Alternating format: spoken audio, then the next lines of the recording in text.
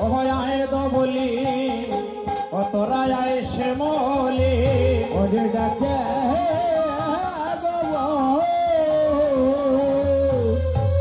ওরে বনা বলে আয় দো বলি আয় শ্যামলি আয় দো বলি আয় শ্যামলি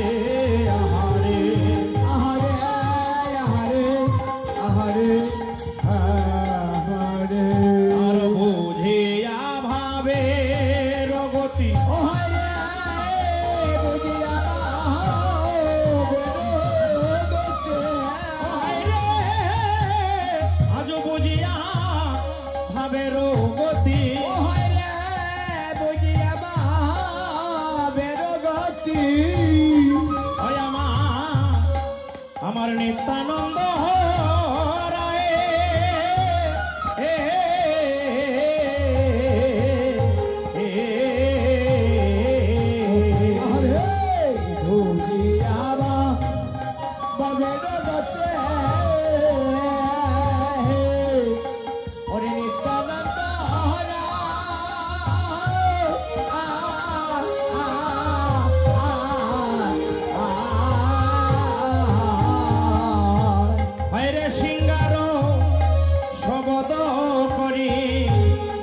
বদনে বাজা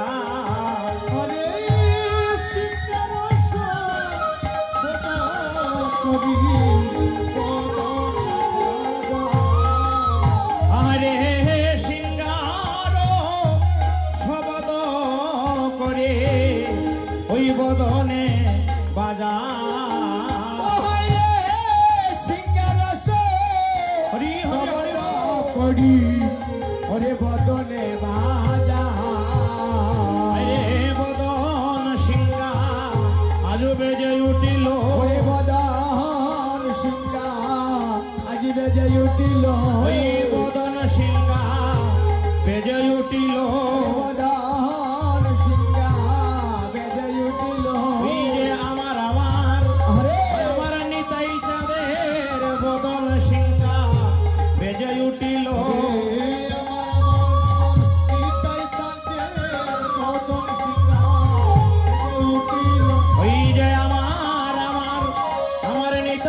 চাঁদের বদন সিংহা বেজে উঠিল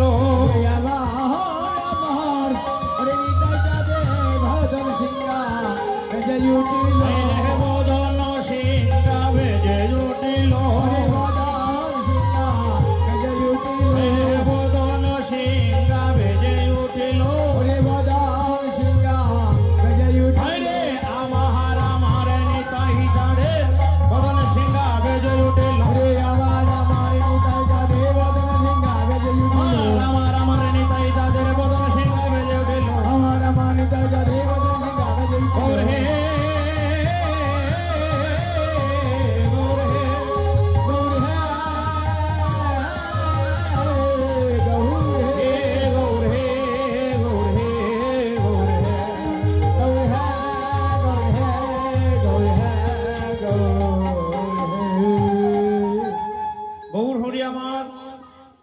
আজ সুরধনী গঙ্গার তীরে দাঁড়িয়ে দর্শন করছেন নদিয়ার রাখালগণ ধেনুবৎস নিয়ে চলে যাচ্ছে মাঠে ধেনু চড়াবার জন্য।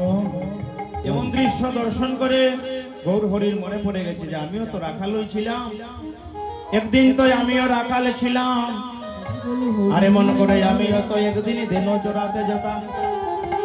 হঠাৎ করে গৌর হরি ধবলি শ্যামলি মঙ্গলি বলে ডাকতে লাগলেন।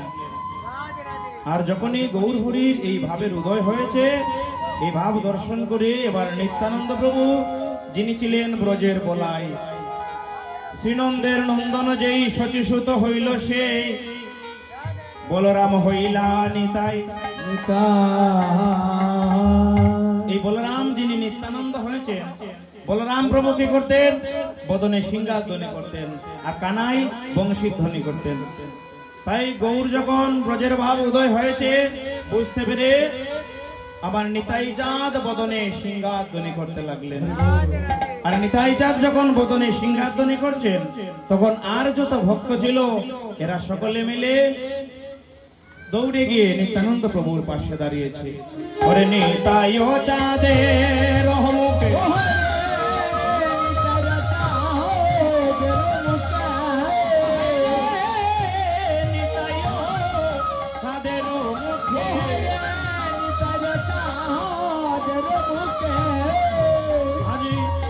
সিংহারো নিশা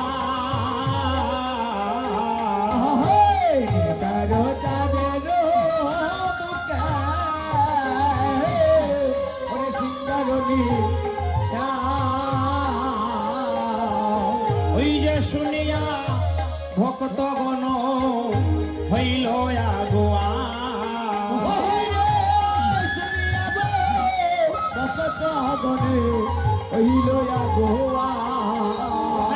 শুনিয়া ভক্ত গণে হইল আগোয়া।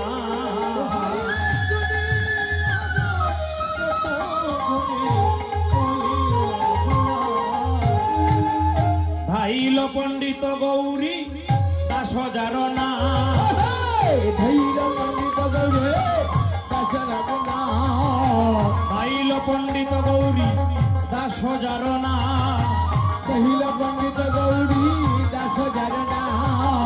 ভাইয়া রে বলি তাই বিরা,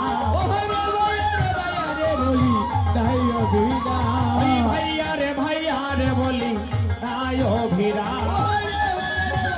বলি তাই অভিরা। অভিরামের বিরাম নাই রে, অভিরামের বিরাম নাই রে, অভিরামের বিরাম নাই রে, অভিরামের বিরাম নাই রে। ভাইয়া বলে ধয়ে চলে রে অভিরামের বিরাম নাই রে, ভাইয়া বলে দয়া চলে রে অভিরামের বিরাম নাই রে, ভাইয়া বলে দয়া চলে রে অভিরামের বিরাম নাই রে, ভাইয়া বলে দয়া চলে রে অভিরামের বিরাম নাই রে। দেখিয়া গৌরাঙ্গ রূপ প্রেমের ইয়াবে, দেখিয়া গৌরাঙ্গ রূপ প্রেমের ইয়াবে, দেখিয়া গৌরাঙ্গ রূপ প্রেমে রয়াবে, ওরে দেখিয়া গৌরাঙ্গ রূপ প্রেমের ইয়াবে, শিরে চূড়ান চূড়া বাঁকা নত বরবে, ওরে শিরে চূড়াই চূড়াকা নত ভরবে, ওই যে শিরে চূড়া শিখি পাকা নত বরবে। শিরে চূড়া শিখি নত ভরবে। এবার গৌর হরি যখন ব্রজের ভাবে মত্ত হয়েছেন তখন আশপাশের যত পার্শ্বদ ভক্ত ছিলেন তারা সকলে আমার গৌর হরিকে ব্রজের ভাবে সাজিয়ে দিয়েছেন। গৌর হরির মাথায় চূড়া পরিয়ে চূড়ার মধ্যে ময়ূরের পুচ্ছ লাগিয়ে দিয়েছেন। যেমন করে বৃন্দাবনে ভগবান কৃষ্ণের রাখাল বেশ ছিল তেমন করে আজকে গৌর হরিকে তার পার্শ্বদগণ রাখাল বানিয়ে সাজিয়ে দিচ্ছেন। এরপরে চরণে নূপুর পরিয়ে দিয়ে মহাজন বলছেন এবার আমার গৌর হরি ব্রজলীলায় বিভোর হয়ে ব্রজভাবের উদ্দেশ্যে রওনা করবেন। বৃন্দাবনে যাবেন, গোবর্ধনে যাবেন, ধেনু চড়াতে। গোবর্ধনে ধেনু চড়াতে যাবেন, তাই মহাজন বলছেন আজ চরণে নূপুর বাজে সর্বাঙ্গে চন্দ,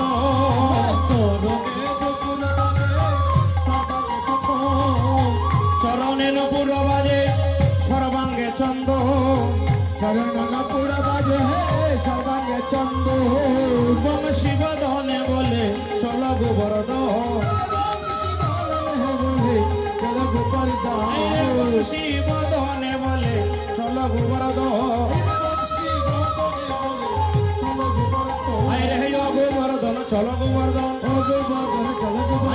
গোবর্ধন চল গোবর্ধন, রাবয়াজি গোচারণ গোবর্ধন চল গোবর্ধন, গোবর্ধন চল গোবর্ধন, হরে হে গোবর্ধন চল গোবর্ধন, রাবয়াজি গোচারণ গোবর্ধন চল গোবর্ধন,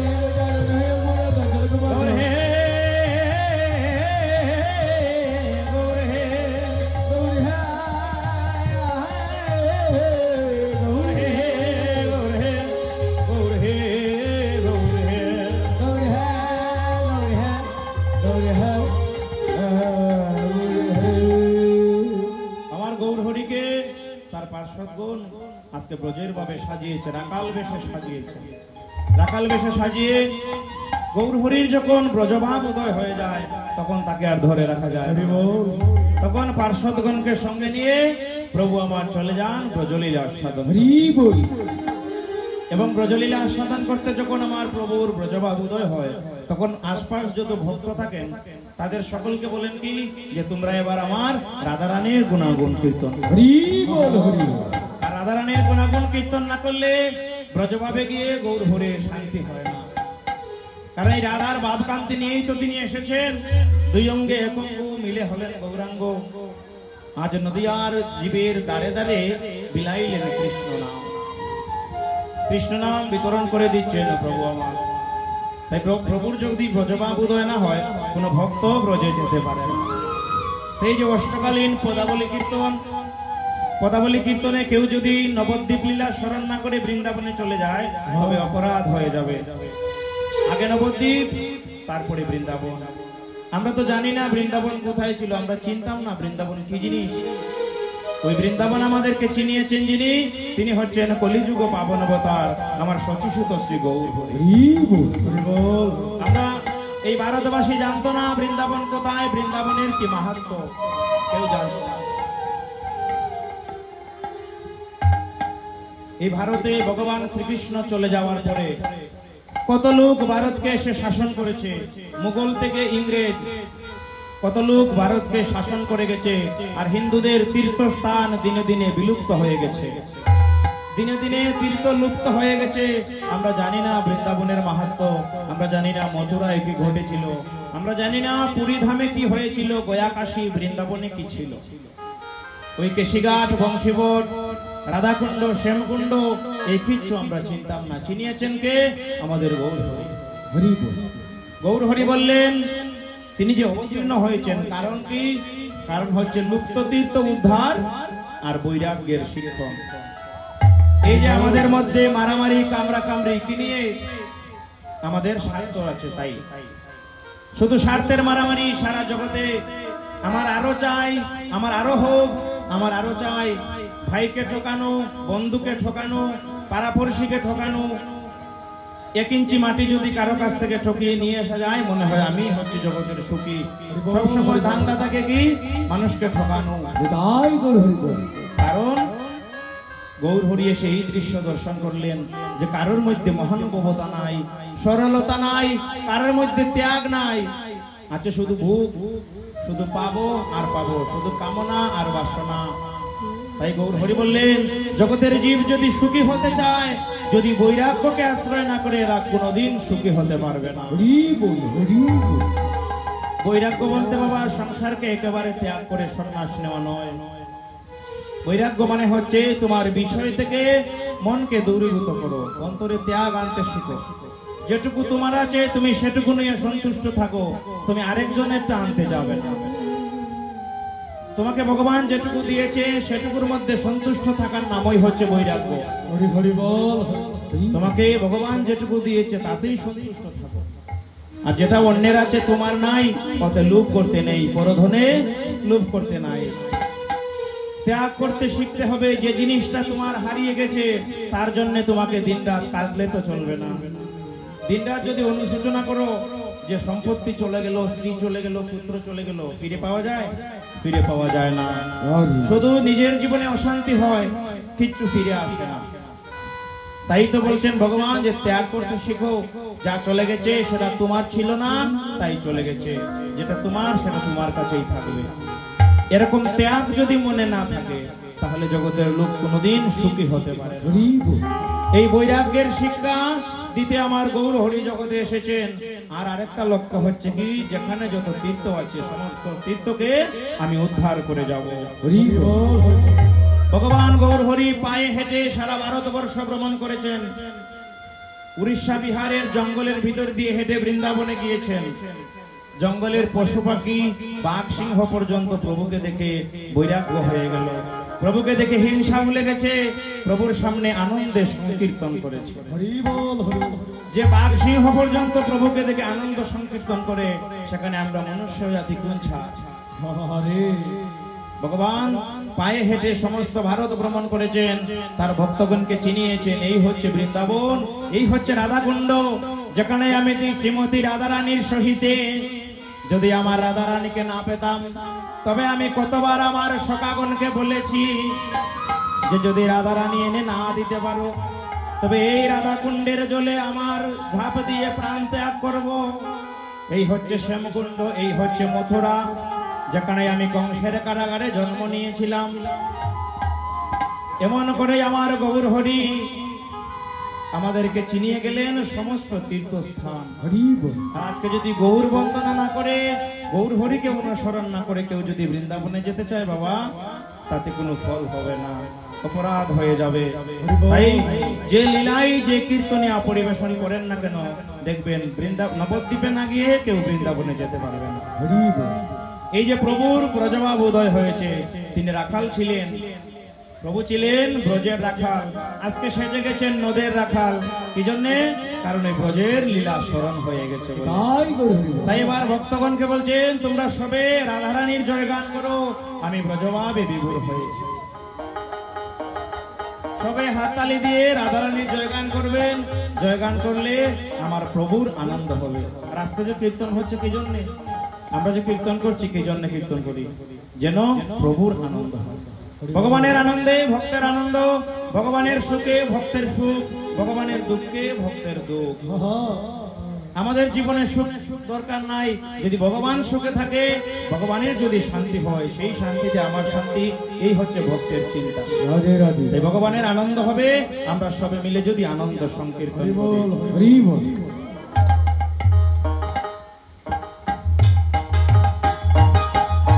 সবে হাততালি দিয়ে রাধারানী জয়গান হবে, হাততালি দিয়ে।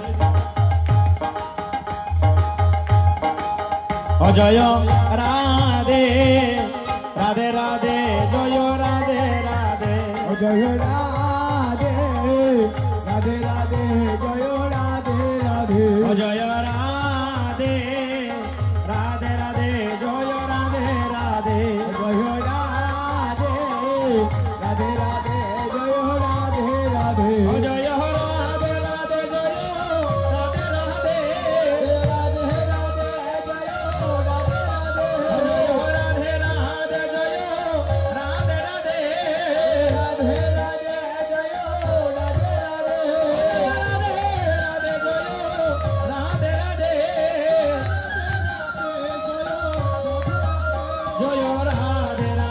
জয় রাধে রাধে, রাধে রাধে, জয় রাধে তুমি কোথায় আছো প্রেমময়ী, রাধে রাধে, আমায় দেখা দিয়ে প্রাণ রাখো, রাধে রাধে, তুমি বৃন্দাবন বিলাসিনী, রাধে রাধে, অষ্টসখীর শিরোমণি, রাধে রাধে, রাধার নাম সে রসগোল্লা গাইছে, কৃষ্ণ নাম সে মুরলি বাজাইছে, হরি হরি হরি, জয় রাধার নামের যে মহিমা, মদন মোহন জানে,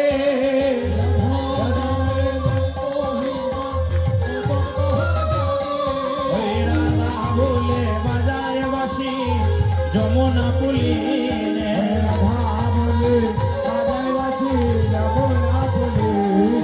জয় রাধা শ্রী রাধার নাম প্রেম তরঙ্গিনী, জয় রাধা শ্রী রাধার নাম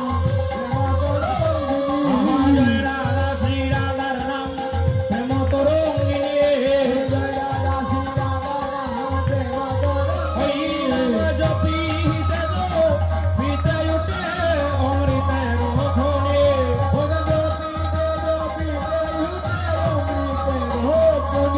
জয় রাধে জয় রাধে, জয় রাধে জয় রাধে, জয় রাধে, জয় রাধে, জয় রাধে।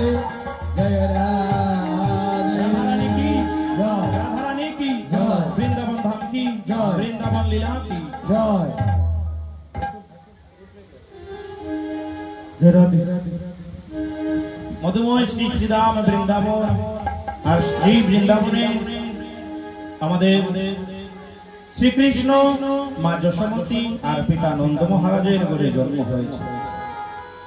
কষ্টকালীন লীলার মধ্যে কোন লীলা কিন্তু কোন লীলা চাইতে ছোট নয়, কোন লীলা চাইতে বড় নয়। কেউ যদি কোন লীলাকে কোন লীলার সাথে পার্থক্য বা তুলনা করে যে এই লীলা হচ্ছে সর্বোত্তম আর ওই লীলা ভালো না, তাহলে অপরাধ হয়ে যাবে। কোন তুলনা করা উচিত নয়। ভগবানের নিত্য লীলা সবকিছু সমান। ভগবানের লীলাকে অপমান করা মানে, অশ্রদ্ধা করা মানে ভগবানকে অশ্রদ্ধা করা। আর ভগবান বললেন আমার লীলাতে সন্দেহ যার, যদি কোটি জন্ম ভজে মুরে বিফল ভজন। ভগবানের লীলায় সন্দেহ করে সারা জীবন তার ভজন করলেও লাভ হয় না। আজ ব্রজের রাখালগণ, ব্রজের সব রাখালগণ মিলিত হয়ে সকলে গোচারণে যাবে বলে, কিন্তু সকলে উপস্থিত হলো, কিন্তু কানাইকে দেখা যাচ্ছে না। আজকে সব রাখালগণ মিলিত হয়েছে, কিন্তু কানাইকে দেখতে না পেয়ে শ্রীরামাদি সখাগণ তারা বলছে কি সবাই আমরা জড়ো হয়েছি, কিন্তু কানাই কোথায়? কানাই যদি গুটে না যায় তাহলে আমরা গুটে গিয়ে কি লাভ? আমরা গুটে গিয়ে বাকি করবো। একটা দেনবৎসকেও তো আমরা গোবর্ধনে নিতে পারি না যদি কানাই বনে না যায়। তাহলে তারা চিন্তা করেছেন কি চলো কানাইয়ের বাড়িতে যাই, কানাইকে নিয়ে না আসলে তো গোচারণে যাওয়া যাবে না। আজ বড় নয় উদয় বেলা,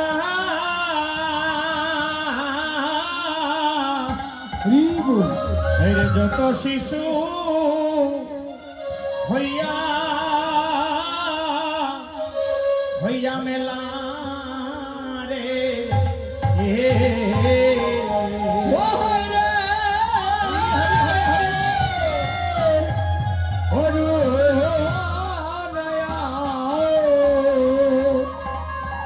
হরে উদয় বেলা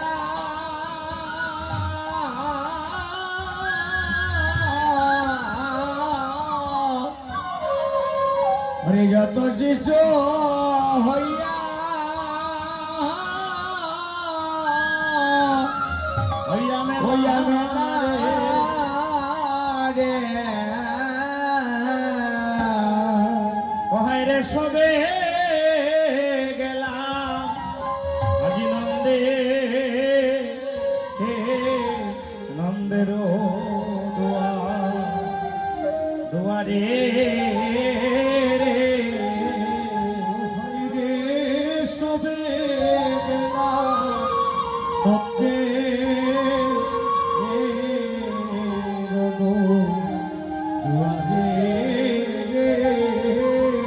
সিংহাবেন পাশির করয়েরা সবরে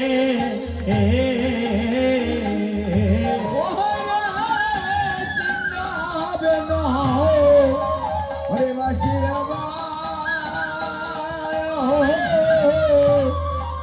হরে শুনিয়ারা কালা সব ও তুমি গুটে আইছো নন্দে রকুমা কুমার হে ও তুমি গুটে আইছো নন্দে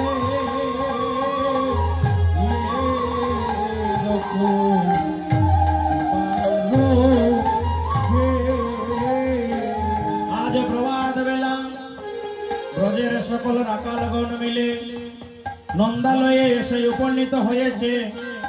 এসে কানাইকে বলছে, কানাই ভাই কানাই তুমি কি গুটে যাবে না?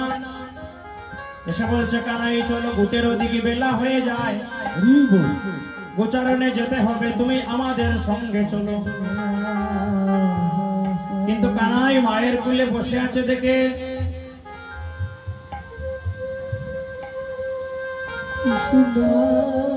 ব্রজের রাখালগণ এসেছেন, কিন্তু কানাই মায়ের কোলে বসে আছে।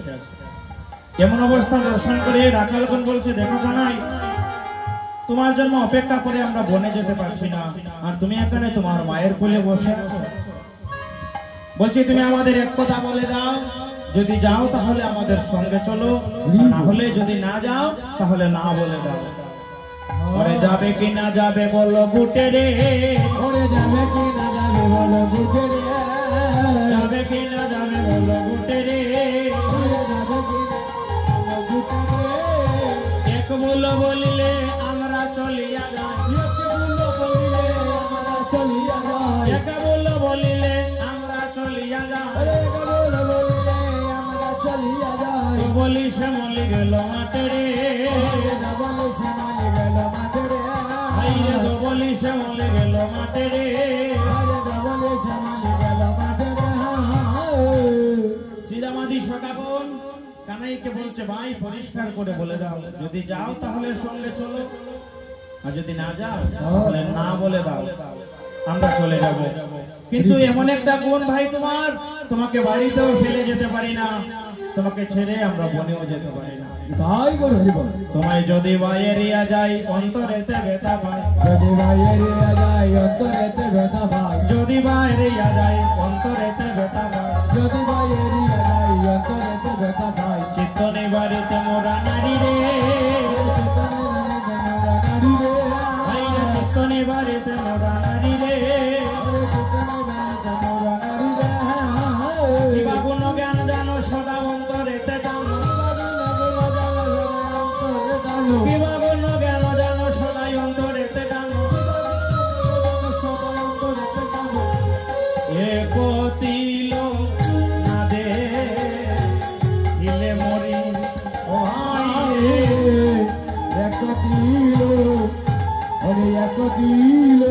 না দে ভাইরে কতিল আমরা না দে দিলে মরি।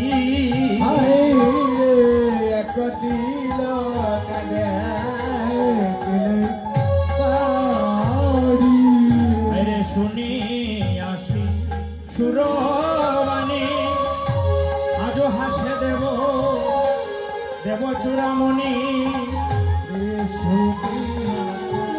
শিশুর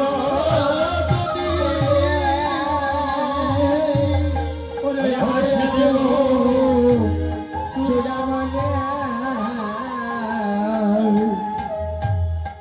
আরে মোদিত পরকাশে, মোদিত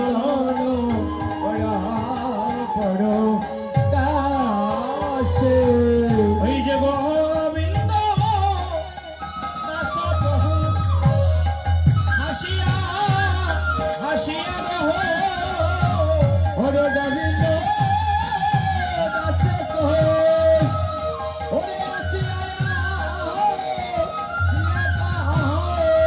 চলিলেন বিহারের পথে গো, ওহায় গো, আজ চলিলেন বিহারের পথে।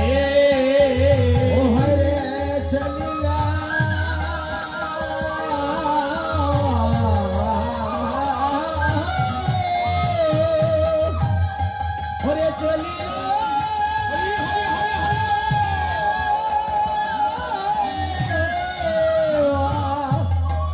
চলিলেন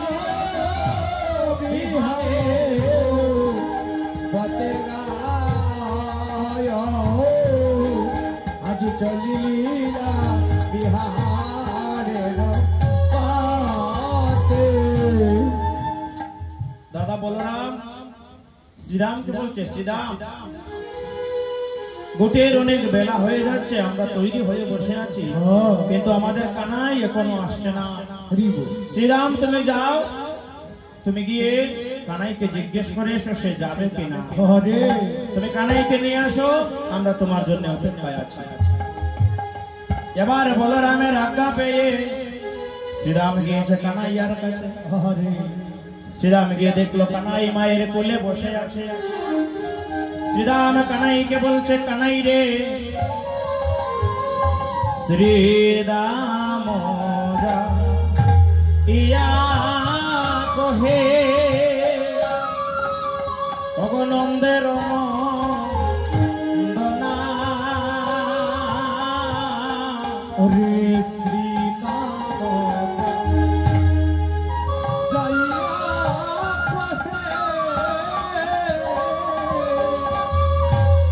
ওরে নন্দের নন্দনা।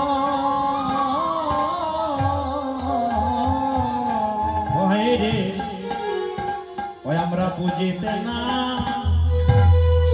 পারি রে কানা।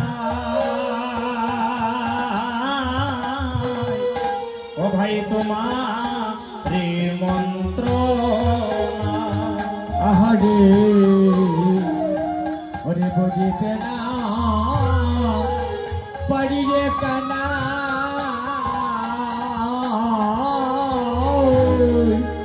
তোমার মন্ত্র ওরে তুই কি উঠে আজ যাবে নাবা। তুই তুই গোটে যাবে না ভাই। ওই দেখ গুটের অধিক আরে অধিক বেলা হলো। ওরে তুই কি উঠে যাবে না ওরে ঘুটে ওরে বেলা হলো রে তুই কি ঘুটে যাবি না ভাই। ও ভাই রে, তুমি রইলা করে বসে। আরে আরে মাঠে গেল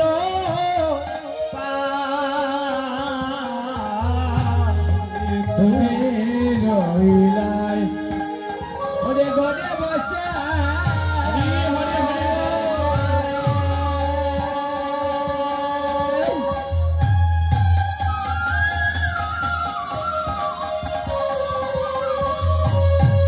ঘরে মাঠে গেল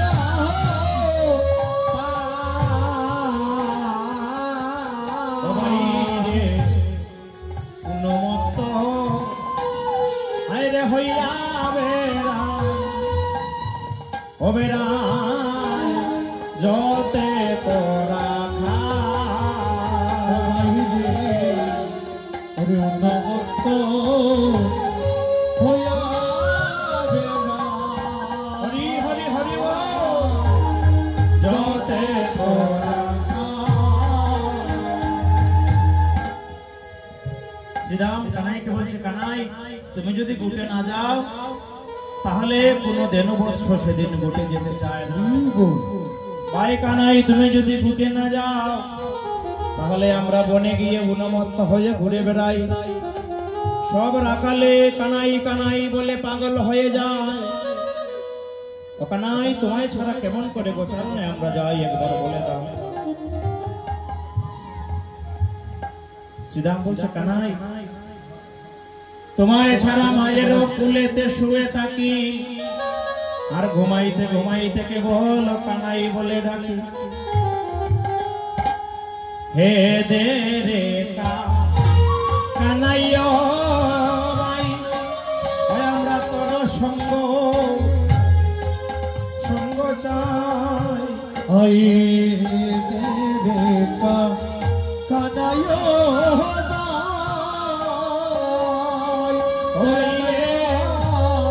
তোর সঙ্গ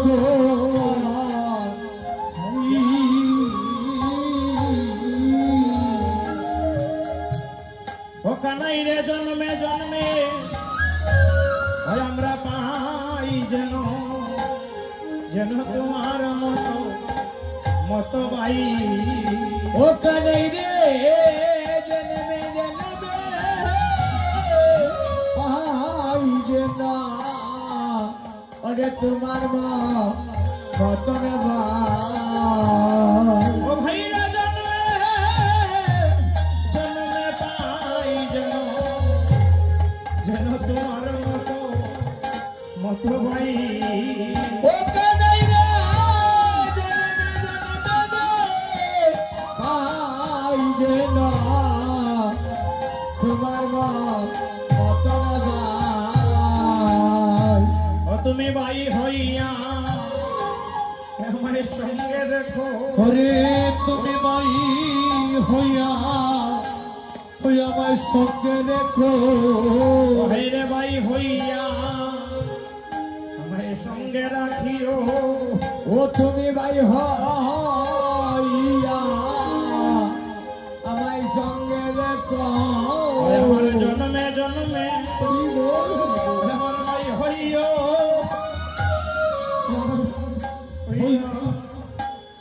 আমার সঙ্গে দেখো তুমি জনাই হইয়া আমার সঙ্গে দেখো জনমে জনমে আমার ভাই হইয়া এ মরিলেন না মরি কত আপদয়ে এরা মরিলে না মরি কত ওরে আপদ হয়ে এরা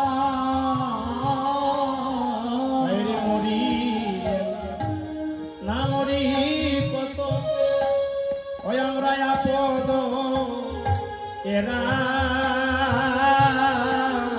মরিলে না মরি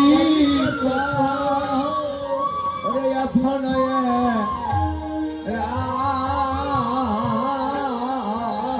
জন্মে জন্মে ওই আমরা পাই যেন তোমাহে ও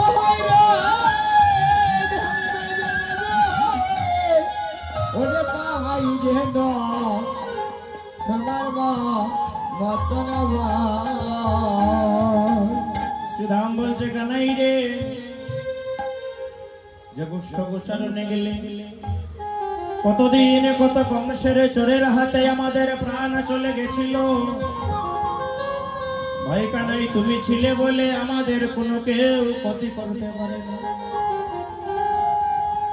কানাই বলছে শ্রীরাম তুমি যে বলছো আমি গোচারণে যাব আমি গোচারণে যেতে পারি কিন্তু কেমন করে আমি গোচারণে যাব আরে এই দেখো আমি তৈরি হয়ে বসে আছি আমি চূড়া পড়েছি ধরা পড়েছি রাখালের বেশ নিয়েছি কিন্তু আমার মা যদি আমায় বিদায় না দে তবে তাই আমি গোচারণে যেতে পারি হরি বলে হরি কি করি ওরে শ্রীরাম হায়রে করব আমি কি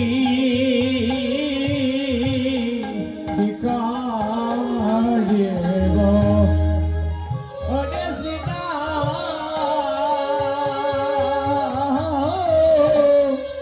ওরে করব আমি কি ওরে দেখো চূড়া পড়ে ধরা পড়ে আমি বসে রয়ে ও হইরা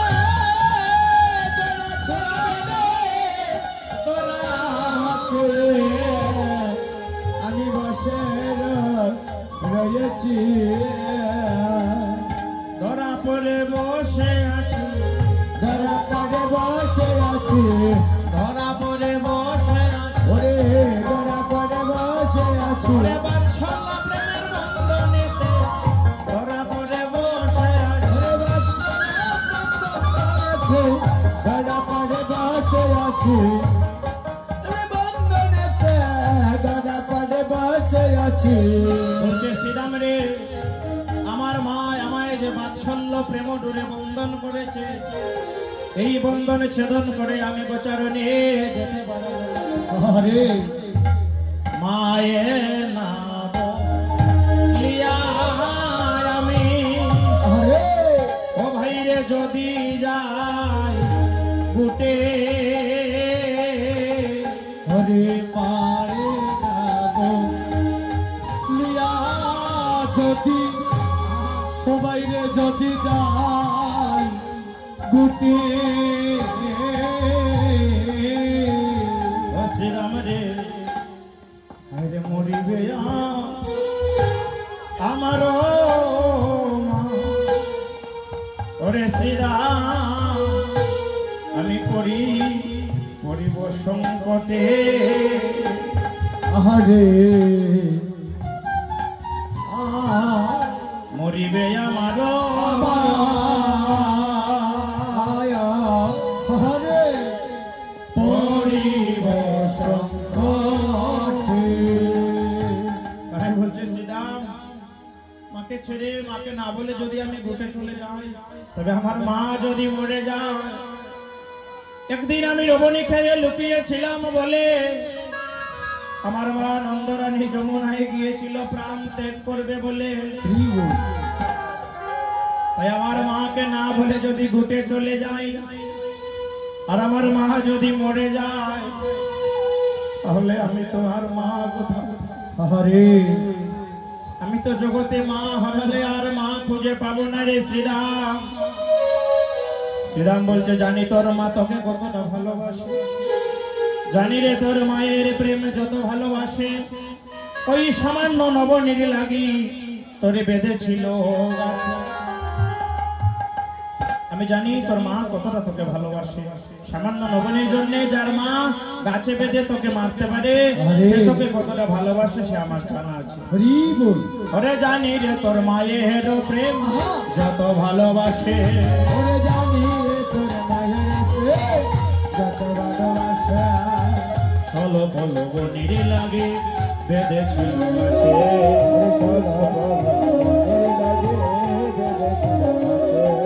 গাছে বাদা মহাকার বায়াছে গাছে বাদা মাকার বায়াছে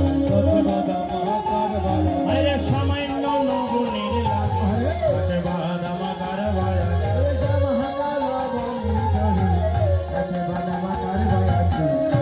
শ্রীরাম শ্রীরামের কথা বলছে আর কানাই কানাইয়ের কথা বলছে কানাই বলছে মাকে না বলে যদি আমি চলে যাই ঘুটে তবে মরিবে আমার মা পরিব সংকটে তাই আমার মাকে মন্দ বলি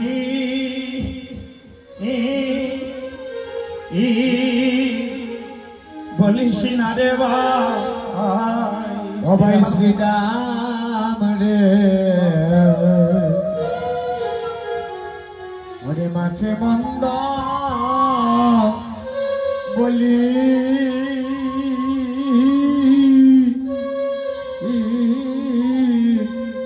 বলিস না রে শ্রীরাম রে আমার মাকে মন্দ তুই বলি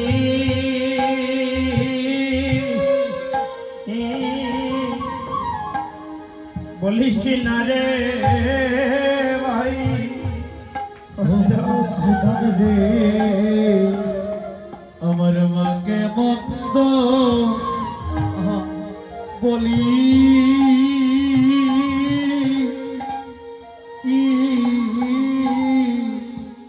না রে ভাই শ্রীরাম রে ওই আমার মাকে মন্দ তুই বলি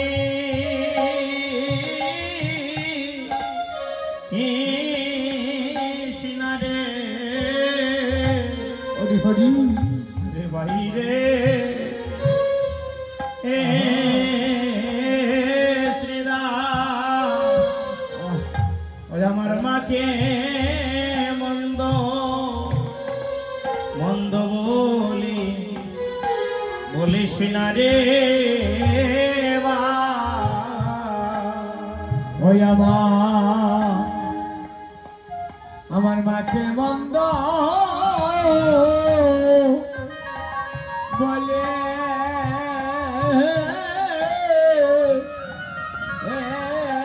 সিনারে ওরে ভাইয়া রে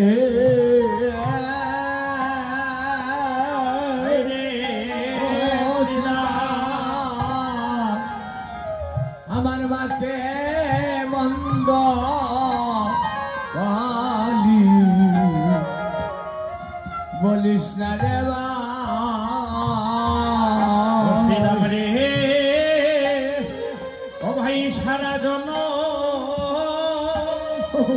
হয় আমার মাকে মাকে যদি ও শ্রীরাম রে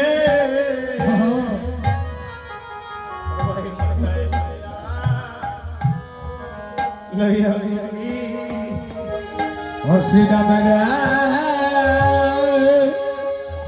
ওরে সারা যায় না ওরে মাকে মাকে যদি রে ঘরে ও শ্রীরাম রে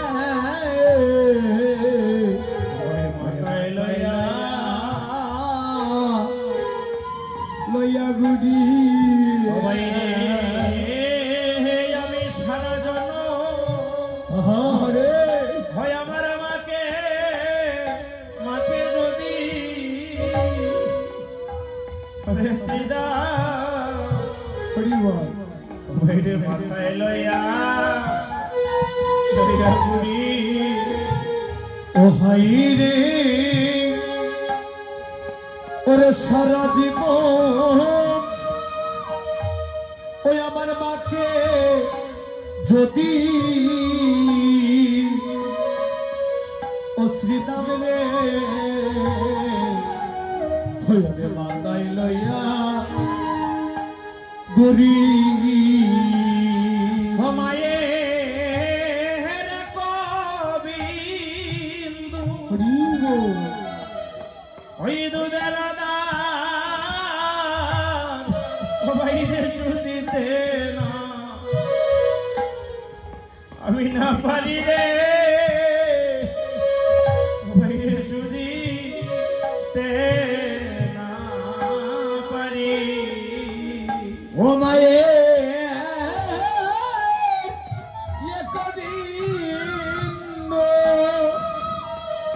ওরে দুধের ওরে শুধিতে না ফাড়ি রে ওরে শুধিতে না পারি আমার মাকে মন্দ ও তুই বলিস না তুই আমার মাকে মন্দ তুই বলিস না রে হয় আমার মায়ের মতো আর মা হয় না রে ও তুই আমার মাকে মন্দ মন্দ বলিস না রে ওই আমার মায়ের মাথো ওরে মা হয় না রে ওরে মাকে মন্দ বলিস না রে ও ভাই রে মায়ের মতো হরি বল হরি বল হয় আমার মা হয় না রে ও ভাই আমার মাকে মন্দ ও তুই বলিস না রে ওরে আমার মায়ের মতো ওরে মা হয় না রে ও ভাই আমার মাকে মন্দ বলিস না রে শ্রীরাম তুই না জেনে আমার মায়ের নামে মন্দ কথা বলিস ও ভাই আমি জানি আমার মা আমায় কতটা ভালোবাসে আর আমার মা আমায় ভালোবাসে বলেই আমাকে শাসন করে আমায় গাছে বেঁধে মেরেছিল সেদিন কি করেছিলাম জানিস? সারাগরের সমস্ত নবনীর ভাণ্ড আমি ভেঙে দিয়েছিলাম। সামান্য নবনী খাবো বলে সমস্ত নবনীর ভাণ্ড ভেঙে দিলাম। তাই তো আমার মা সেদিন আমাকে গাছে বেঁধে মেরেছিল। শ্রীরাম বলছে, আচ্ছা কানাই, তোমার উপরে যেদিন জমল অর্জুন গাছ পড়ে গেছিল সেদিন তোমার মা কোথায় ছিল? আমরাই তো তোমাকে বাঁচিয়েছিলাম। ওরে জমল অর্জুন যেদিন চেপেছিল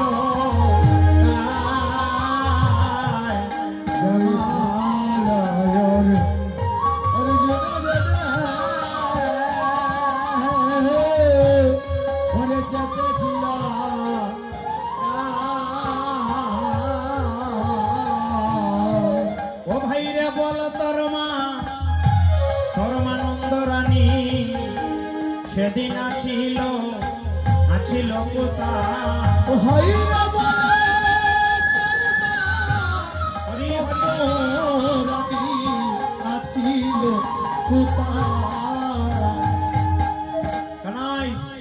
তোমার গায়ে যেদিন জমল অর্জুন গাছ পড়েছিল তোমার মা সেদিন কোথায় ছিল? বলছে, তোমাকে তো সেদিন আমরাই বাঁচিয়েছিলাম। তোমার মা তোমাকে উদুকলে বেঁধে রেখেছিল, আর সেদিন তুমি গাছের যেখানে জমল অর্জুন গাছ পড়েছে সেখানে তো তুমিও ছিলে। আমরাই সেদিন তোমাকে বাঁচিয়েছিলাম। এই হচ্ছে বৃন্দাবনের সখাদের মধ্যে সত্য প্রেম। সখারা কৃষ্ণকে তুই তো কালী পর্যন্ত করেছে। এই কৃষ্ণ আয়, এই কৃষ্ণ নে, এই কৃষ্ণ খা। অন্য ভক্তরা কি তা পেরেছে? তা পারে না। সক্ষভাবে তারা এই ব্রজের গোলকের প্রেমধন তারা আস্বাদন করেছে। সক্ষভাবে বলেছে, নে কানাই খা। নিজে খেয়ে এত ফল কানাইকে দিয়েছে। সক্ষভাবে ভালোবেসে ভগবানকে তারা লাভ করেছে। তো বলছে, যে জগৎপতি, যে কানাই জগতের সকলকে রক্ষা করেন, এই সখাগণ সক্ষ প্রেমে এমন আপ্লুত হয়ে তারা ভগবানকে বলছে যে আমরাই তো তোমাকে বাঁচিয়েছিলাম। সেদিন তোমাকে কে বাঁচাতো যদি আমরা না বাঁচাতাম? ভগবানকে বলছে, সক্ষ প্রেমে তারা ভগবানকে কতটা আপন করে নিয়েছে। তো কানাই বলছে, ও শ্রীরাম, তুমি তো আসলে জানো না মূল বিষয়টা কি।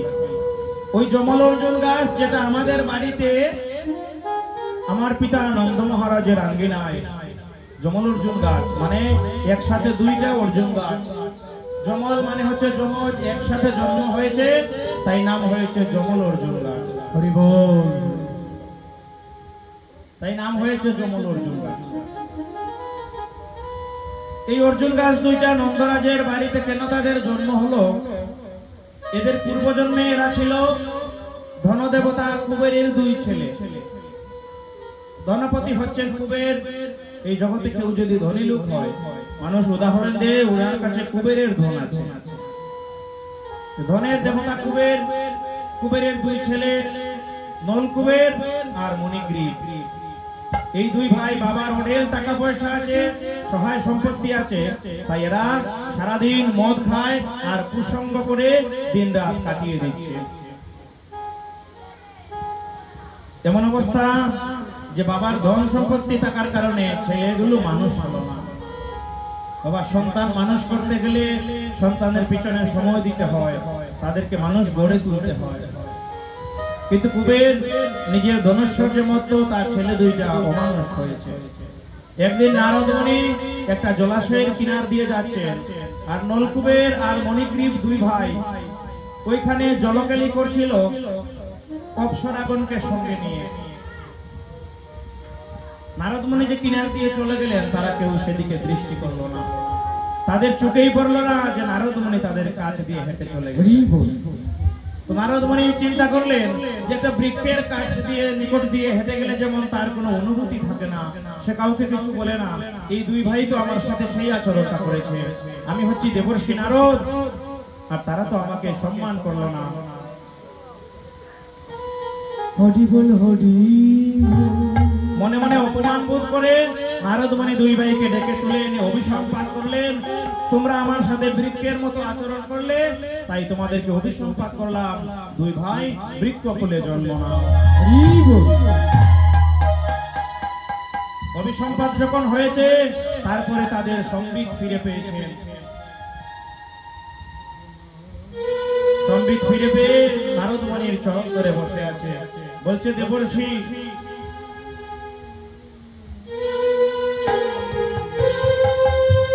অভিসম্পাত যখন করেছো তখন অভিসম্পাত হতে মুক্তি পাবার রাস্তাটা বলে দাও। জানি মহোদয়ের অভিসম্পাতে যদি অনিষ্ট হয়ে আবার তোমাদের আশীর্বাদে মঙ্গল হয়ে যায়। যার আশীর্বাদে মঙ্গল হয় তার অভিশাপ দিলেও ধ্বংস হয়, আবার যে অভিশাপ দিলে ধ্বংস হয় তার আশীর্বাদেও মঙ্গল হয়, কারণ তাদের সেই ক্ষমতা আছে। তাই বলছেন ঠিক আছে, তোমরা দুই ভাই নন্দালয়ে গিয়ে জন্মগ্রহণ করবে, দুই ভাই দুইটা অর্জুন গাছ হয়ে জন্মাবে, তোমাদের নাম হবে যমল অর্জুন। আর গোলকের নারায়ণ যেদিন ব্রজে অবতীর্ণ হবেন, নন্দালয়ে যেদিন বাল্যলীলা আস্বাদন করবেন, ওই দিন যদি কৃষ্ণের চরণের পরশ পাও তবে সেই দিন তোমাদের মুক্তি হবে। তাই তো মা যশোমতী কানাইকে উদুকলে বেঁধে রেখেছেন, আর কানাই উদুকলটা নিয়ে এই দুই পাষণ্ডীকে উদ্ধার করবার জন্য দুইটা অর্জুন গাছের মধ্য দিয়ে হাঁটা দিয়েছেন, রওনা হয়েছেন। কানাই পেরিয়ে গেছেন কিন্তু উদুকলটা আটকে গেল, আর যখনই একটু জুড়ে টান দিলেন তখনই হঠাৎ করে দুইটা অর্জুন গাছ কানাইয়ের সামনে তারপরে সেখান থেকে দেখা গেল দিব্য দুইজন পুরুষ বের হয়েছে। ভগবান শ্রীকৃষ্ণকে বলছে, ভগবান তুমি হচ্ছ কৃপাময়, তুমি দয়াময়। আজ দেবর্ষি নারদ অভিসম্পাত করে আমাদের উদ্ধার করেছেন, সেদিন যদি তিনি আমাদের অভিসম্পাত না করিতেন আজকে আমরা তোমার চরণের পরশ পেতাম না। আমাদের সমস্ত পাপ বুঝি আজ মোচন হলো। হে গোবিন্দ আশীর্বাদ দাও, জীবনে যেন কোনোদিন আমাদের মাঝে আর অহংকার না আসে, জীবনে কোনোদিন যেন দম্ভ না আসে, সদা সর্বদা যেন তোমার শ্রীচরণে ভক্ত হতে পারি। এই আশীর্বাদ করে তুমি আমাদের বিদায় দাও। বাবা, ধন সম্পদ এমন এক জিনিস, একবার কারো হয়ে গেলে নিরহংকারীর অহংকার চলে আসে। এজন্যই তো ভক্ত যারা হন তারা কোনোদিন ভগবানের কাছে ধন ঐশ্বর্য চায় না, কেননা ধন সম্পত্তি পেলে যদি গোবিন্দ তোমায় ভুলে যায় তবে এমন ধন সম্পত্তি দিয়ে আমার কি লাভ হবে? এই যে তোমার কৃপায় দিনে এক বেলা প্রসাদ পাচ্ছি, এতেই যথেষ্ট। প্রাণ ধারণ করবার জন্য এই তো যথেষ্ট। আমার ধন চাই না, ঐশ্বর্য চাই না। যে ধন পেলে, যে ঐশ্বর্য পেলে লোকে তোমায় ভুলে যায়, সেই ভক্তি বিদ্বেষী ধন ঐশ্বর্য তুমি কবে আমায় দিও। এই বলে দুই ভাই চলে গেলেন। বলছেন, বুঝলে তো শ্রীরাম, এখন কথা হলো গিয়ে ভাই আমি গোচারণে যেতে পারবো না, যদি আমার মা আমাকে বিদায় না দেয় আমি কিছুতেই তোমাদের সঙ্গে যাব না, যেতে পারবো না। তো শ্রীরাম বুঝতে পারলেন যে কানাইয়ের সাথে কথা বলে আর লাভ হবে না, এখন কথা বলতে হবে মায়ের সাথে। এবং শ্রীরামকে পাঠিয়েছিলেন বলরাম। এতক্ষণ ধরে শ্রীরামকে পাঠালাম কানাইকে নিয়ে আসবার জন্য, কিন্তু সে তো কানাইকে নিয়ে আসবে দূরের কথা, তার নিজেরই খবর নাই। তাই এবার বলরাম শ্রীরামের কাছে এসেছেন। হরে কানুতে শ্রীরাম কথা, বলরাম আসি তথা। আর কানুতে শ্রীরাম কথা, বলরাম আসি তথা।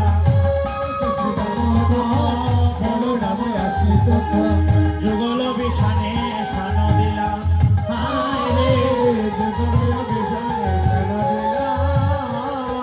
যুগল বিষানে শান দিলা রে, যুগল বিষানে শান দিলা।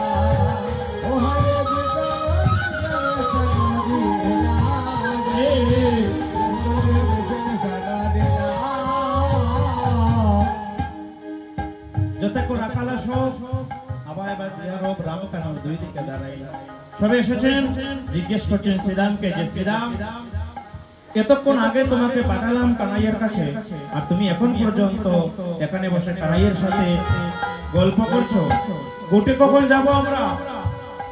তাই শ্রীরাম বলছে, দেখো বলাই দাদা, কানাইয়ের সাথে কথা বলে কোনো লাভ হবে না, কারণ তোমার মা যদি কানাইকে না ছাড়ে তবে কানাই বলেছে গোচারণে যেতে পারে। হরি বল। তাহলে কথা বলতে হলে কার সাথে বলতে হবে? মায়ের সাথে বলতে হবে। গেলা সবে যশোদার নিকটে, ওরে গেলা সবে যশোদার নিকটে, ওই আজি গেলা সবে ওই যশোদা নিকটে গো, ও হায় গো আজ গেলা সবে যশোদার নিকটে। আজি গেলা সবে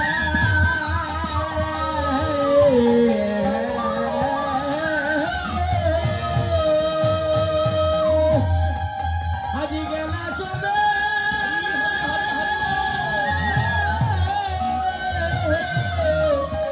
আজি গেলা সবে যশোদার নিকটে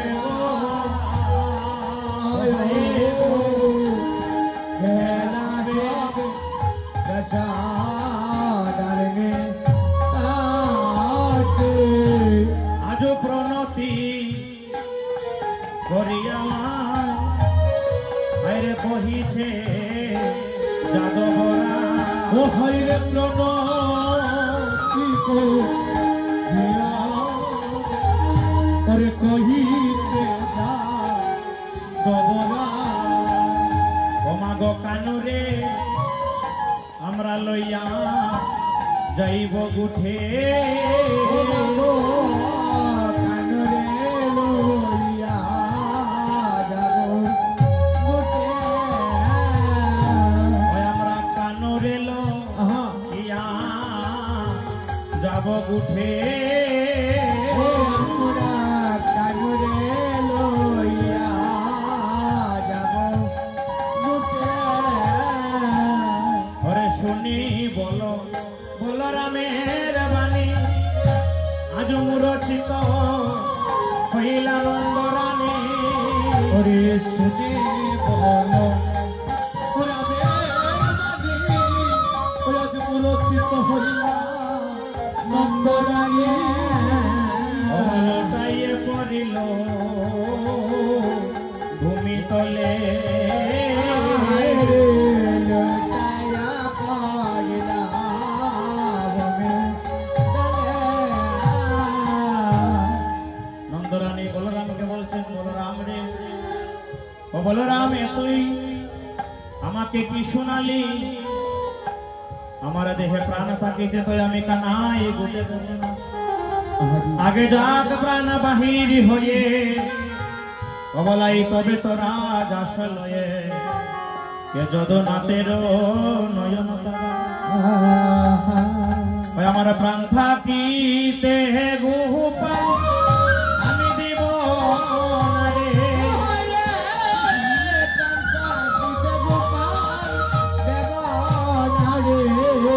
আমার প্রাণ থাকিতে আমি দেব না রে,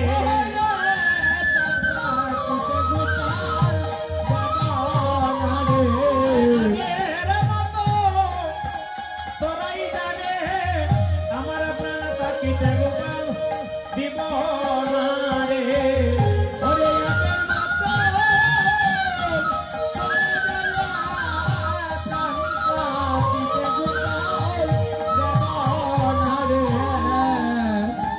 এবার নন্দরানী মূর্ছিত হয়ে মাটিতে পড়ে আছেন, বলছেন বলাই আমার দেহে যতক্ষণ প্রাণ আছে আমি ততক্ষণ গোপালকে বনে যেতে দেব না। এবারে শ্রীরামাদি সকাগণ দেখলেন এত ভীষণ বিপদ, মা যেমন করে মানা করছে মনে হচ্ছে না আজকে কানাইকে বনে যেতে দেবে বলে। আজকে হয়তো আমরা কানাইকে নিয়ে ঘুটে যেতে পারবো না, কারণ মা তো আজকে নাচুর বান্দা হয়ে বসে আছে, কিছুতেই কানাইকে ছাড়বে না। এবার শ্রীরাম বলরাম একসাথে বসে যুক্তি করছেন কি, যে দাদা আমরা যে প্রতিদিন বনে যাই, বনে গিয়ে আমরা ওখানে কি করি না করি সে খবর তো মা জানে না, বনে গিয়ে আমরা কি করি সেটা তো মা জানে না। মা মনে করছে কি যে তার কানাইয়ের হয়তো বনে গিয়ে খুব কষ্ট হয়, কিন্তু কানাই যে বনে গিয়ে আরামে থাকে, আমরা তাকে আরামে রাখি, সে খবর তো মা জানে না। আবার তার ছেলে বনে গিয়ে কত অলৌকিক কাণ্ড খারাপ করে, কার্যকলাপ করে, সেও মা জানে না। যদি জানতো তাহলে তো মানা করতো না। তাহলে এক কাজ করে চলো, আমরা মায়ের কাছে আজকে বর্ণনা করি যে গুষ্ঠগোচারণে গিয়ে আমরা কি করি না করি। হরি বল। শ্রীরাম কহিছে বাণী শোনো গোমানন্দ রানী, শ্রীরাম কহিছে বাণী শোনো রামানন্দ রানী, শ্রীরাম কহিছে বাণী শোনো গোমানন্দ রানী, শ্রীরাম কহিছে বাণী শোনো রামানন্দ রানী। নিত্য নিত্য যাই মোরা বনে গো, নিতে নিতে যায় মোরা বনে গো, নিত্য নিত্য যাই মোরা বনে গো, নিতে নিতে যায় মোরা বনে গো। গোরা খালো মিলি মাজারা কে বনমালি, যত গোরা খালো মিলি মাজারা কে বনমালি, যেন বৎস চড়ায় কাননে গো, যেন বৎস চড়াই কাননে গো।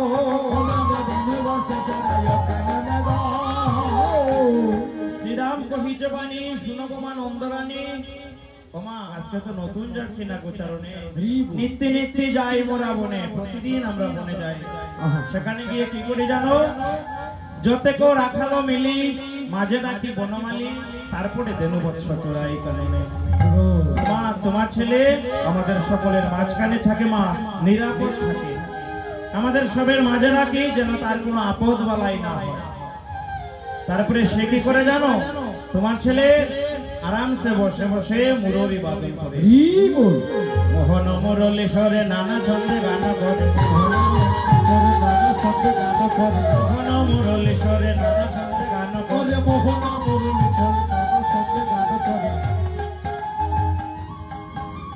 মোহন মুরলীশ্বরে নানা ছন্দে গান করে। বলছেন কি তোমার ছেলে আমাদের মাঝে বসে মা মোহন সুরলির মানে একদম ভুবন মোহন সুরে মুরলী বাদন করে।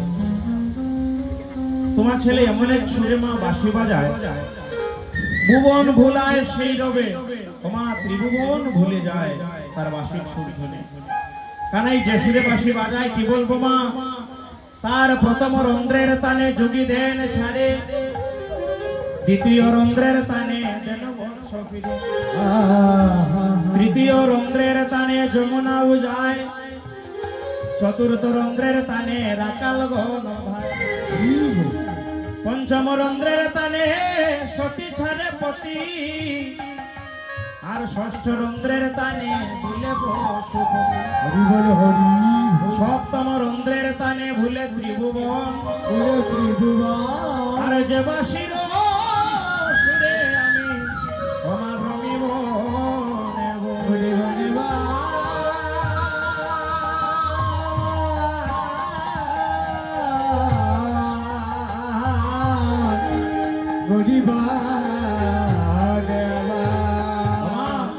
মোহন মুরলীশ্বরে নানা ছন্দে গান করে, ভুবন বোলায় সেই রবে গো, ভুবন বোলায় সেই রবে গো, শুনিয়া মুরলী রব দিব্যমূর্তি লুকস, শুনিয়া মুরলী রব দিব্যমূর্তি লুকস, আসি দর্শন করে সবে গো, আসি দর্শন করে সবে গো, আসি দর্শন করে সবে গো, আসি দর্শন করে সবে গো। এই কথাগুলো লক্ষ্য করবেন একটু, মানে শ্রীরাম কি বলছে মা, বলছে মা তোমার ছেলে মোহন মুরলীশ্বরে নানা ছন্দে গান করে, ভুবন ভোলায় সেই রবে, আর শুনিয়া মুরলীর রব দিব্যমূর্তি লোকসব আসি দর্শন করে সবে। মা দিব্য দিব্য লোক সকল কোথায় থেকে যেন আসে, এরা এসে মা তোমার ছেলেকে সকলে দর্শন করে। কেমন কেমন লোক আসে জানো, শুনো আমি বলছি মা, তোমার ছেলেকে দেখতে কারা আসে, হংসের উপরে চড়ে চতুর্মুখে মন্ত্র পড়ে, হংসের উপরে চড়ে চতুর্মুখে মন্ত্র পড়ে, স্তবগণে গান চারিপাশে গো, স্তবগণে গান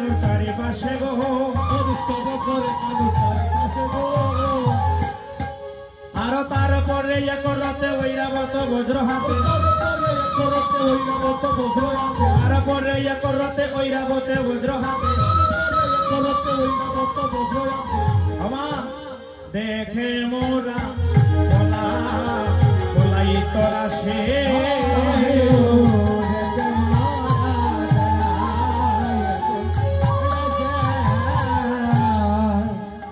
শ্রীরাম বলল মা হংসের উপরে চড়ে চতুর্মুখে মন্ত্র পড়ে স্তব করে কানুর চারিপাশে তোমার এক লোক এসেছে জানো, সে হাঁসের পিঠে চড়ে এসেছে, সাদা হাঁস হাঁসের পিঠে চড়ে ওমা হাঁসের পিঠে চড়ে কানুর চারদিকে ঘুরছে আর নানাবিধ স্তব স্তুতি মন্ত্রে তোমার কানুকে স্তব করছে। সে কি বলেছিল জানো মা? বলল হে গোবিন্দ, হে গোবিন্দ, আমি দুষ্ট গোচারণ হতে তোমার দেনবৎস চুরি করেছি, আমি তোমার ভক্তগণকে কত কষ্ট দিয়েছি, তোমার রাখাল বালকগণকে আর সমস্ত দেনবৎসগণকে আমি চুরি করেছি। চুরি করে আমি যে অপরাধ করেছি গোবিন্দ, তুমি আমাকে সেই সমস্ত অপরাধ হতে ক্ষমা দাও। আর যদি তোমার মনে হয় কৃপা করে আমাকে এই বৃন্দাবনে জন্ম দাও, কারণ তোমার দেওয়া ব্রহ্মত্ব তুমি ফিরিয়ে দাও। যে ব্রহ্মত্বের অভিমানে তোমায় জানা যায় না, যে ব্রহ্মত্বের অভিমান থাকার ফলে তোমায় জানা যায় না গোবিন্দ, সে তোমার দেওয়া ব্রহ্মত্ব তুমি ফিরিয়ে নাও। আর আমাকে তুমি মধুময় বৃন্দাবনে মনুষ্য কুলে জন্ম দাও। তবে বৃন্দাবনে হয়তো মানুষ হইবার আমার যোগ্যতা নাই। হে গোবিন্দ, তুমি আমাকে ব্রজের কীট পতঙ্গ করে জন্ম দাও, তুমি আমাকে ব্রজের পশু পাখি করে জন্ম দাও। ওই স্বর্গে ব্রহ্মা হয়ে থাকার চাইতে ব্রজভূমিতে কীট পতঙ্গ হয়ে জন্ম নেওয়া ওই আমার জন্য সৌভাগ্যের হবে। আমি যদি ব্রজে তৃণমূল লতা হই, কীট পতঙ্গ হই, তবে তুমি যেদিন সখাগণকে সঙ্গে নিয়ে গোবর্ধনে গোচারণে যাবে, তুমি আসবে আর যাবে যখন তখন, আসতে যেতে তোমার চরণের পরশ যেদিন পাবো, সেদিন আমার ওই তৃণমূল লতা জনম ধন্য হয়ে যায়।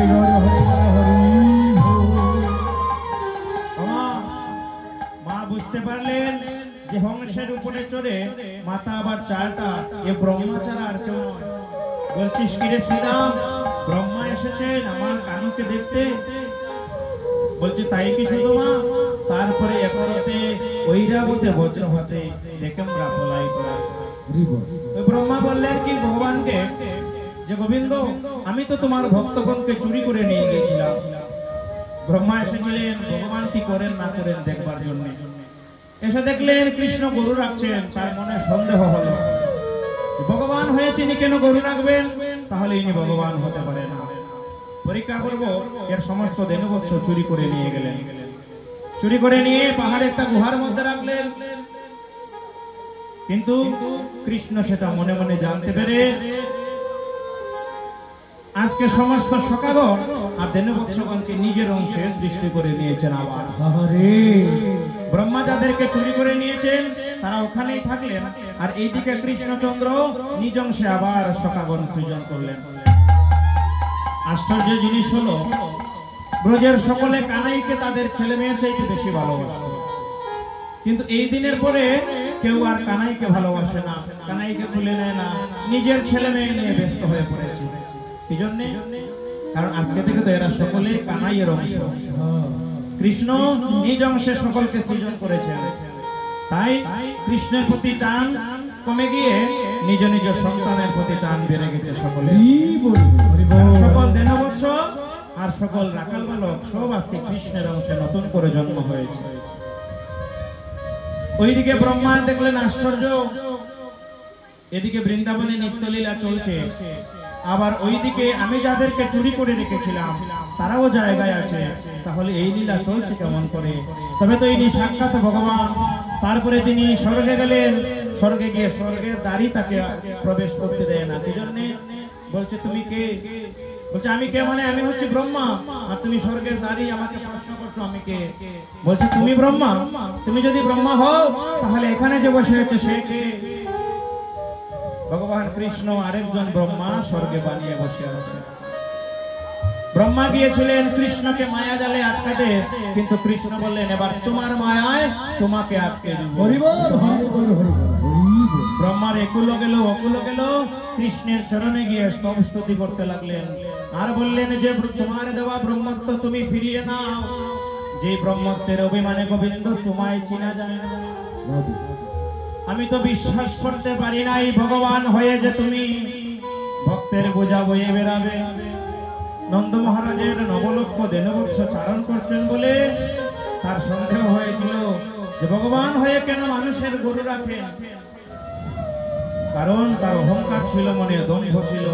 তাই তো বলেছেন তোমার ব্রহ্মত্ব তুমি নিয়ে নাও, আর বৃন্দাবনে আমাকে জন্ম দাও, পশু পাখি করে দাও, কীট পতঙ্গ করে দাও, যা খুশি একটা জন্ম দিয়ে দাও। বৃন্দাবনে ওই স্বর্গধামে আমি আর ফিরতে চাই না। তারপরে এসেছেন ইন্দ্র, তারপরে একরতে ঐরাবত হাতি, ওই হাতির পিঠে চড়ে ইন্দ্র এসেছেন। ইন্দ্র এসে কানাইয়ের চারপাশে ভ্রমণ করে সামনে বসলেন। জানো মা, দেখে মোরা পলাই আসে। মা বলছেন কি রে, আমার কানাইকে একা রেখে তোরা পালিয়ে যাস, আবার বলছিস তোর সাথে আমি কানাইকে বনে দিব? কোনোদিনও দিব না। বলছে ও মা, আমরা পালিয়ে যাইনি গো, আমরা একটু দূরে বসে দেখছিলাম যে ওই লোকটা কি করে, কারণ আগের লোকটা তোমার ছেলের স্তুতি করেছে, এই লোকটা কি করে দেখি, যদি সে কানাইকে আক্রমণ করত তাহলে আমরাও কিন্তু মা তৈরি ছিলাম লাঠি নিয়ে, আমরাও লোকটাকে আক্রমণ করতাম। কিন্তু সে কি করলো জানো মা, সে তোমার কানাইয়ের সামনে বসেছে, বসে বলছে হে গোবিন্দ, আমি একাধারে 7 দিন 7 রাত প্রবল বেগে ঝড় বৃষ্টি অশনিপাত করে তোমার ব্রজবাসী ভক্তগণকে আমি কত কষ্ট দিয়েছি, তোমার ভক্তগণকে আমি কত দুঃখ দিয়েছি। হে গোবিন্দ, তুমি তো বলেছ তোমার হইতে তোমার নাম বড়, নামের থেকেও তোমার ভক্ত বড়, আর ওই তোমার ভক্তকে আমি কষ্ট দিয়েছি, দুঃখ দিয়েছি। হে গোবিন্দ, তুমি আমার সমস্ত অপকর্ম ক্ষমা করে আমায় এই তোমার দেওয়া স্বর্গের রাজত্ব ইন্দ্রত্ব তুমি নিয়ে নাও, আর আমাকে তুমি ওই মধুময় বৃন্দাবনে জন্ম দাও। কারণ আমাদের স্বর্গে সাধু সঙ্গ হয় না, আমাদের স্বর্গে ভক্ত সঙ্গ হয় না, এখানে তোমার ভক্তগণের সংস্পর্শে আসলে হৃদয় শীতল হয়ে যায়। গোবিন্দ হৃদয়ে কৃষ্ণ প্রেম ভক্তি জাগরিত হয়। ওই ইন্দ্র কি করেছিলেন, ব্রজে ইন্দ্রদেবের পূজা হতো, নাম হতো ইন্দ্র পূজা। একদিন সকলে ইন্দ্র পূজার আয়োজন করেছেন, আয়োজন করে নন্দ মহারাজ পূজার স্থানে যাচ্ছেন। কৃষ্ণ জিজ্ঞেস করলেন পিতা, আজকে আমাদের এখানে কি অনুষ্ঠান হবে? নন্দ মহারাজ বললেন আজকের অনুষ্ঠান হচ্ছে ইন্দ্রদেবের পূজা হবে যাতে বৃষ্টি হয়। তখন ভগবান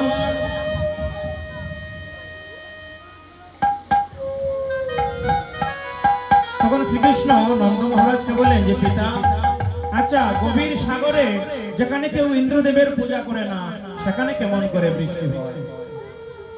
সাগরের মাঝখানে থেকেও ইন্দ্র পূজা করে না, সেখানে কেমন করে বৃষ্টি হয়? বাবা, পূজা যদি করতে হয় তবে গোবর্ধনের পূজা করা উচিত। ওই গোবর্ধন আমাদেরকে অন্ন দিচ্ছে, ওই গোবর্ধন থেকে আমরা প্রাণ পাই, অন্ন থেকে প্রাণ হয় আমাদের, ওই গোবর্ধন আমাদেরকে অন্ন দিচ্ছে। চলেন গোবর্ধনের পূজা হোক।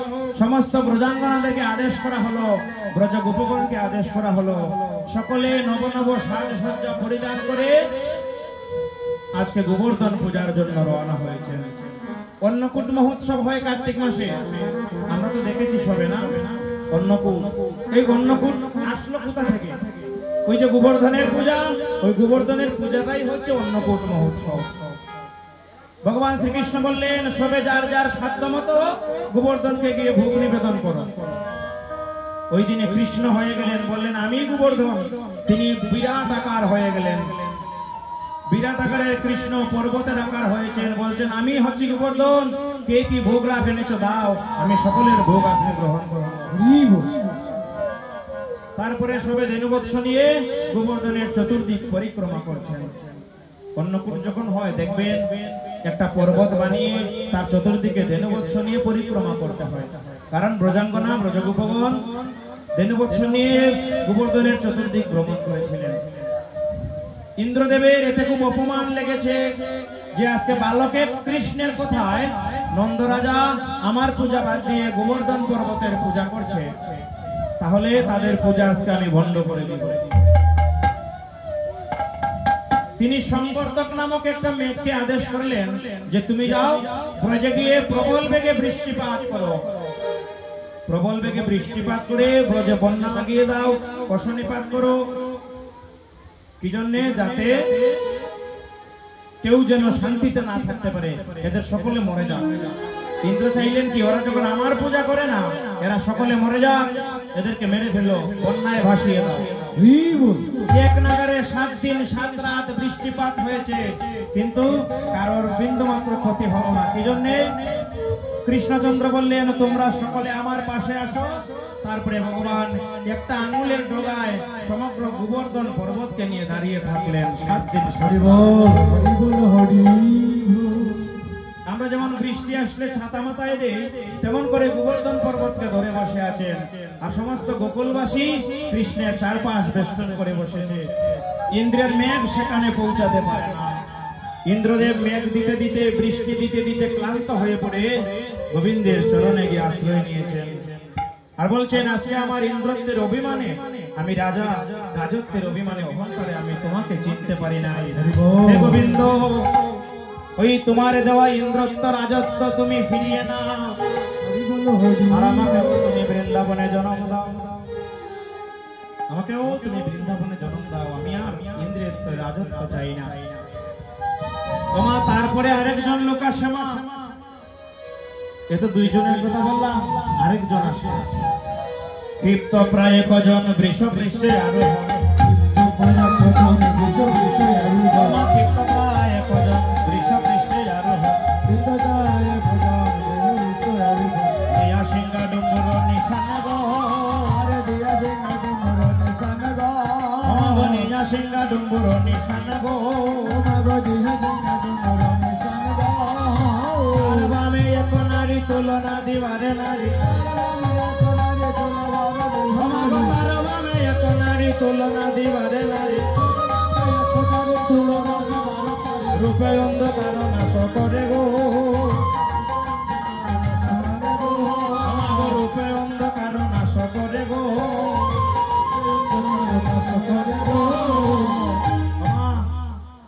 তার বামে একজন রমণী বসে থাকে, তার বামে এত সুন্দরী একজন মহিলা, তার রূপে সমগ্র ব্রজধাম আলোকিত হয়ে যায়। সে কি করে জানো মা? স্বর্ণকান্তি শশীমুখী ভালে শুভে তিনয়াকে কুলে লয়ে রয়ে গিরিধরে, আর কুলে লয়ে গিরিধরে ননি খাওয়ায় 10 করে। ও মা, কত ননি খায় তারপরে? মা, তুমি সামান্য ননি খায় বলে তোমার গোপালকে বেঁধে মারো, আর ওই বনে একজন আসে না, তার 10টি হাত ভরে তোমার গোপালকে ক্ষীর স্বর্ণ বলে 10 হাতে নবনী খাওয়ায় মা। আর কি বলে জানো? সে বারবার গোপালকে ননি খাওয়ায়, আর বলে ও গোপাল একবার আমায় মা, একবার আমায় মা বলে ডাক। গোবিন্দ বললেন আমার মা যশোমতী আর আমার পিতা নন্দ মহারাজ জন্মে জন্মে ভজন করিতে করিতে, সাধন করিতে করিতে তারা আমায় পেয়েছিল। ভগবানের মুখে মা ডাকছে না, এত কত বড় ভাগ্যের দরকার, কত বড় তপস্যা করে তারপরে আমার মা যশোমতী আমার মুখে মা ডাক শুনছে। তুমি এসেছো মা, ক্ষীর স্বর্ণ নবনী খাইয়ে আমার কাছ থেকে মা ডাক শুনবে। বাবা, ভগবানের কাছে ধনের মানসা করে টাকা পয়সা ভগবানকে দিয়ে কেউ কোনোদিন ভগবানের কৃপা লাভ করতে পারে না। ভগবানকে পেতে গেলে অহৈতুকী ভক্তির প্রয়োজন। ভগবান লাভ করতে গেলে প্রয়োজন হচ্ছে অহৈতুকী প্রেম ভক্তি। ওই প্রেম ভক্তি না ছাড়া ভগবানকে পাওয়া যায় না। তারপরে তিনি বলেছিলেন, মা আমি তোমায় মা বলবো না, তবে আমি তোমায় একদিন মা বলে ডাকবো। যেদিন তুমি শান্তিপুরে অদ্বৈতের গরণী হয়ে যাবে, ওই দিনই তুমি যেদিন সীতা রানী হয়ে যেদিন তুমি শান্তিপুরে যাবে, আমি তোমায় ওই দিন মা বলে ডাকবো। এর আগে তোমায় আমি মা বলতে পারবো না। এদিকে মা জিজ্ঞেস করছে শ্রীরামকে, শ্রীরাম আচ্ছা ওই রমণী যে আমার ছেলেকে বলেছে মা বলে ডাকবার জন্য, আমার গোপাল কি তাকে মা বলে ডেকেছে? একজন মা কোনদিন তার সন্তানের ভাগ অন্য মাকে দিতে চায় না। মা বারবার জিজ্ঞেস করছে, আমার গোপাল কি তাকে মা বলেছে? যদি বলে তাহলে আর গুটে যেতে দেব। আমি আমার ছেলে হারাবো না কি গুটে দিয়ে? বলছে না মা, তোমার ছেলে একটি বারের জন্য তাকে মা বলে ডাকেনি, একটি বারের জন্য মা বলে ডাকেনি। তারপরে ওই রমণী কি করেছে জানো? বলে ওরে বাচ্চা কান্ন আনন্দে চড়াও দে, আনন্দে নাহি কবয় তোরে, আনন্দে নাহি কবয় তোরে। শ্রীরামে কয়ে মা তুমি না বলবো, শ্রীরামে কয়ে মা তুমি না বলবো, কানো গেলে যত সুখ পাইব, কানো গেলে যত সুখ পাইব। এবার সাজাই দাও নন্দ রানী,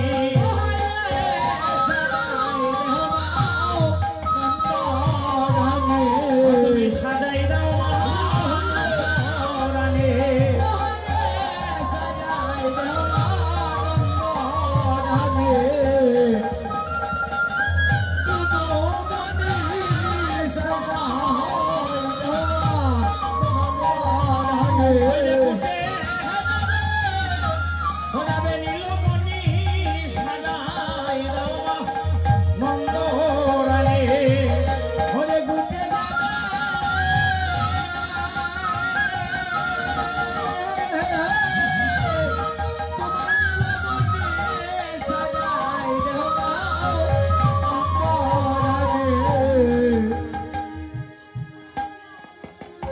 শ্রীরাম বলছে মা গো, এবার তুমি গোপালকে সাজিয়ে দাও।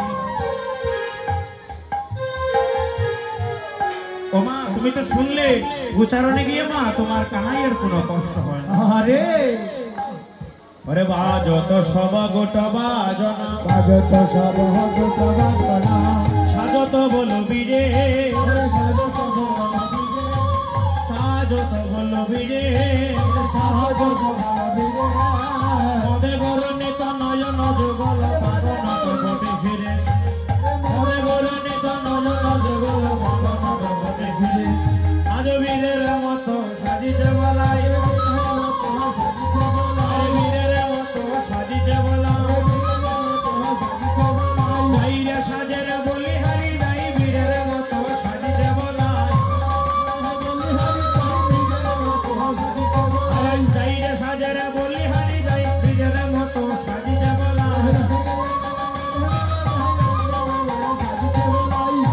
বড় নিলাম বড়, বড় নিলাম বড়, জমফে জমফে আও হে, জমতে জমতে আরে মদে মাতল কুঞ্জল বদে উলটে পালটে চাও হে, মদে মাতল কুঞ্জল বদে উলটে পালটে চাও হে।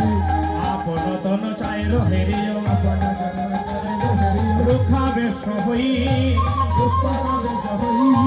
হু পরচুর হবলিয়া অঙ্গুলি গণদে।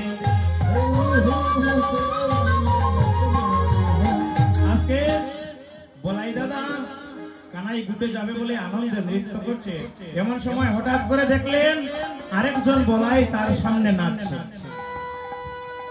গগনে সূর্য উদয় হয়েছে আর বলাই দাদার ছায়া পড়েছে মাটিতে, নিজের ছায়াকে নিজে চিনতে পারছে না। আরে পচ্ছে রে বলা,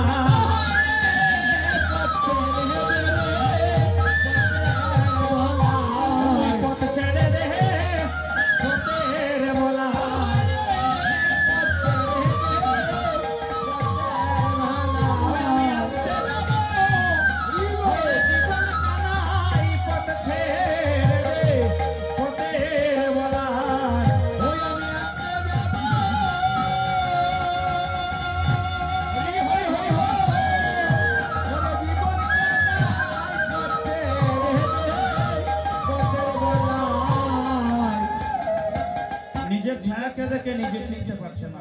আহা এবার যখন হাজার কথা বললো, ছায়া তো আর সরে না। ছায়া কি সরে যায়? ছায়া তো সরছে না। এখন কি করা যায়? নিজের ছায়া সামনে থেকে সরে যাচ্ছে না। আপনতন চায়ের হেরিও রক্ষাবে সহই, আর হু হু হু পথ ছোট হবলিয়া অঙ্গুলি গুলো বলছে পথ থেকে সরে যেতে। এবার পরিচয় দিচ্ছে, যদি না যাস, জানিস আমি কে, আমার পরিচয় শুনতে পেলে এমনি তুই দৌড়ে পালাবি। ওই আমি কানাই বাহিরে বলাই রামা, ওই আমি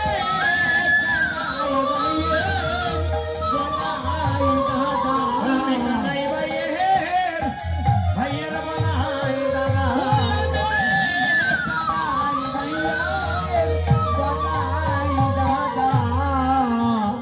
এমন অবস্থা দেখে কৃষ্ণ মুচকি হাসছেন, আর ভগবানের ইচ্ছায় গগনে মেঘ দিয়ে সূর্যটাকে যখন ঢেকে দিলেন, তারপরে দেখা গেল কি বলরামের ছায়াটা যখন লীন হয়েছে, তারপরে বলরাম প্রকৃতিস্থ হয়েছেন। তারপরেই বলরাম প্রকৃতিস্থ হলেন। এর আগে পর্যন্ত নিজের ছায়াকে পর্যন্ত নিজে চিনতে পারছেন না।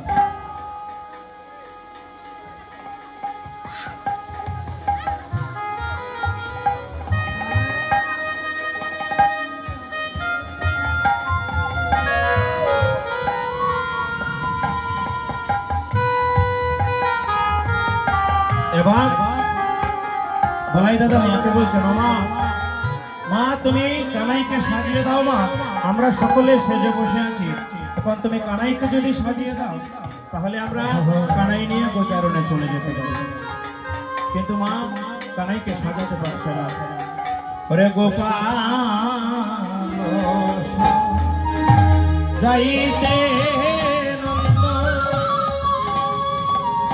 নন্দরানী না পা হারিল,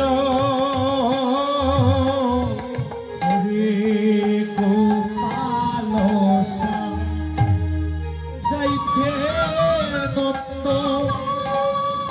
নন্দরানী না পারিল,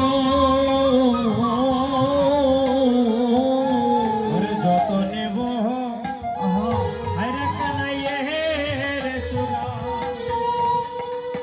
বলাইয়ে বান্দি।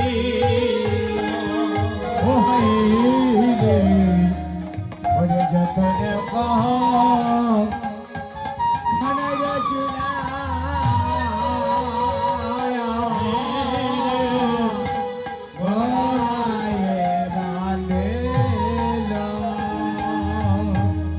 মা নন্দরানী আমার কানাইকে সাজাতে গিয়েও কানাইকে সাজাতে পারলেন।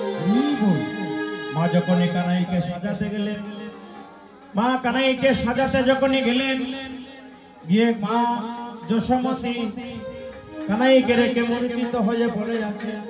তখন বলাই দাদা এসে কানাইয়ের চূড়াটা বেঁধে দিয়েছে। আরে ললাটে লোক দিল দিল শ্রীরাময়া হাসিয়া।